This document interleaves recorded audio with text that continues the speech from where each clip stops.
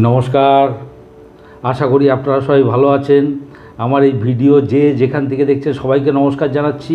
শুরু করছি কুম্ভলগ্নে জুন মাসটা কেমন যাবে। এবার কুম্ভলগ্ন নিয়ে কথা বলতে গেলে প্রথমেই যার কথা বলবো তিনি হলেন শুক্রদেব, হলেন রাজ্যকারক গ্রহ, চতুর্থপতি এবং নবমপতি, নির্দোষ রাজ্যকারক গ্রহ। উনি 12ই জুন পর্যন্ত উনি বৃষে অর্থাৎ চতুর্থ স্থানে অবস্থান করছেন নিজের ঘরে। এবারে কি হলো, চতুর্থপতি চতুর্থে, প্রথমে এটা নিয়ে আলোচনা করে নিই। বিদ্যার ব্যাপারে, পড়াশোনার ব্যাপারে ইন্ডিপেন্ডেন্ট হওয়া। দেখুন ওখান থেকে দৃষ্টি পড়ছে দশম স্থানে। দশম স্থানটা আমরা কি বলেছি, বিদ্যা জড়িত যশ। তাহলে কী হবে, পরীক্ষায় খুব ভালো রেজাল্ট হবে। এটা হলো 1 নম্বর। প্রফেশনাল স্টাডি, কর্ম সংক্রান্ত বিদ্যা, কর্মের সঙ্গে রিলেটেড যে বিদ্যা, সেই বিদ্যা লাভ করা, এই ব্যাপারটা হবে। নবমপতি চতুর্থে, এর মানে হলো উচ্চ বিদ্যা লাভ, উচ্চ বিদ্যা, মাস্টার ডিগ্রি। এবং দেখুন ওখান থেকে দশমে দৃষ্টি পড়ছে, বিদ্যা জড়িত যশ, মাস্টার ডিগ্রি, ওই লেভেলে পরীক্ষায় পাশ করা, এই ব্যাপারগুলো বোঝাচ্ছে।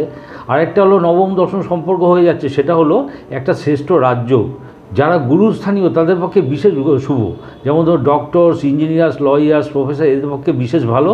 এবং সবথেকে বড় কথা, নবমপতি দশমপতি মানে কর্মসূত্রে ভাগ্যোদয়, এটা বোঝায় আর কি। এই গেল শুক্র আপ টু 12 তারিখ পর্যন্ত। আফটার 12 শুক্র চলে যাচ্ছে মিথুনে, পঞ্চম স্থানে, মেধার মধ্যে দিয়ে ভাগ্যোদয়। এবং দেখুন ওখান থেকে দৃষ্টি পড়ছে একাদশে, বৃহস্পতি ঘর, ওখান থেকে প্রাপ্তি, গেইন করা, কোনো প্রোডাক্টিভ বা কোনো ক্রিয়েটিভ ওয়ার্ক, এবং সেখান থেকে গেইন করে, তা খুবই ভালো আর কি আফটার 12 জুন। এবার আমরা আলোচনা করবো মঙ্গলকে নিয়ে। 10th লর্ড এবং 3rd লর্ড, দশম স্থান থেকে আমরা কী দেখি, আমাদের কর্ম, পিতা, বিদ্যাজনিত যশ, আমাদের আইডেন্টিটি, এসব দিকে। 3rd হাউস থেকে বিক্রম, এনার্জি, ভাইটালিটি, ছোটো ভাই বোন, এগুলো দেখি। উনি 1 জুন উনি মেষে গমন করেছেন। তৃতীয়পতি তৃতীয়, প্রথম কথা কমিউনিকেশান, কন্ট্যাক্ট, এইসব ব্যাপারে একদম ইন্ডিপেন্ডেন্ট হওয়া, নিজের দমে, নিজের যোগ্যতায় কমিউনিকেট করা, কন্ট্যাক্ট করা। দেখুন ওখান থেকে দৃষ্টি পড়ছে নবমে, ওর মধ্যে দিয়ে ভাগ্যোদয়, গেইন করা। মঙ্গলের দৃষ্টি কিন্তু ওখান থেকে দশমেও পড়ছে, কোনো জবের কন্ট্যাক্ট পাওয়া, এই ব্যাপারগুলো হচ্ছে আর কি। আর 10th লর্ড তৃতীয়ের থেকে দেখুন ওখান থেকে দৃষ্টি পড়ছে কিন্তু নবম স্থানে, শুক্রের ঘরে, তুলাতে। তাহলে কী হলো, কর্মস্থানে নিজের এনার্জি, ভাইটালিটি, এগুলো প্রকাশ করা, কর্মস্থানে খুব উদ্যোগী হওয়া। এবং ওখান থেকে দেখুন ভাগ্যোদয়, নবমী দৃষ্টি পড়ছে। আর যেটা বলছিলাম যে গুরুস্থানীয় লোকের বিশেষ শুভ, দশম নবম কম্বিনেশন, যারা ওই টিচার্স, প্রফেসর্স, ডক্টরস, এদের পক্ষে বিশেষ শুভ। তা মঙ্গলের রিডিংটাও খুব ভালো। এবারে আমরা আলোচনা করব বৃহস্পতিকে নিয়ে। একাদশপতি এবং দ্বিতীয়পতি, দ্বিতীয় স্থান থেকে আমরা কী দেখি, আত্মীয় কুটুম্ব, আমাদের অ্যাসেট, আমাদের স্টোরেজ, সঞ্চয়, খাদ্যাভ্যাস, বাক্যাভ্যাস, এগুলো দেখি। আর 11th হাউস থেকে প্রাপ্তি, আমাদের গেইন। ইনি গিয়ে অবস্থান করছেন 1 মে থেকে বৃষে অবস্থান করছেন, চতুর্থ স্থানে। দ্বিতীয়পতি চতুর্থ থেকে আলোচনা করিনি, হচ্ছে আর্ট অফ টকিং, কথা বলার বিদ্যা। দ্বিতীয় স্থান থেকে বাক্যস্থান, তার মানে কি যারা সেলস, মার্কেটিং, তাদের পক্ষে খুব ভালো, আর্ট অফ টকিং। এবং দেখুন ওই বৃহস্পতি ওখান থেকে কর্মস্থানে দৃষ্টি দিয়েছে, যারা কথা বলা কাজ করেন, সেই বিদ্যাটা রপ্ত করা। আরেকটা হলো 11th লর্ড 4th, এবং ওখান থেকে দেখুন দশম স্থানে দৃষ্টি পড়ছে। এটা হলো কর্মসূত্রে গেইন করা, যাকে বলে। 11 থেকে আমরা প্রাপ্তি বুঝি, এবং যেহেতু ওটা বৃহস্পতি ধনু, ওই ঘরটা, ওটা যে টার্গেট, আমার টার্গেট অ্যাচিভ করা, এবং সেখান থেকে গেইন করা। আরেকটা হতে পারে যে গৃহবাড়ি প্রাপ্তির কোনো সম্ভাবনা, কেননা দেখুন ওইখান থেকে দৃষ্টি পড়ছে দশম স্থানে। দশম স্থানটা হলো পিতৃস্থান, দশম স্থান থেকে পিতা দেখে, পৈতৃক সম্পত্তি পাওয়ার সম্ভাবনা, বন্ধুবান্ধবের থেকে কোনো গিফট পেতে পারেন, এসব অনেক কিছু হতে পারে আর কি। তা খুবই ভালো আর কি। বৃহস্পতি চতুর্থে, বিদ্যার ব্যাপারে বিশেষ শুভ। যারা পরীক্ষা দিয়েছেন বা যারা কোনো কম্পিটিটিভ এক্সাম দেবেন, তারা পাশ করে যাবেন, কেননা বৃহস্পতি ধনুটা ইন্ডিকেট করে টার্গেট, এটা সবসময় মনে রাখবেন।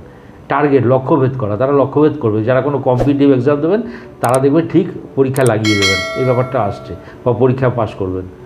এবারে আমাদের আলোচ্য বিষয় হলো শনি। 6 এপ্রিল উনি বৃহস্পতি নক্ষত্র ধরে নিয়েছেন, বৃহস্পতি রয়েছে চতুর্থে।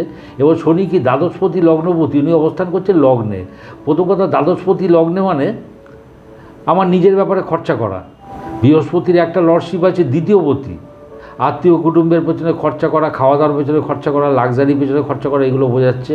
বাড়ি বড় দাদা দিদি, তার পেছনে খরচা করা, কেননা দ্বাদশপতি একাদশপতি নক্ষত্র ধরে নিয়েছে, এদের পেছনে খরচা করা, এই ব্যাপারগুলো হচ্ছে আর কি। খরচাগুলো ফর বেটারমেন্ট, এই হচ্ছে শনি রিডিং। এবার আমাদের আলোচ্য বিষয় হলো রবি।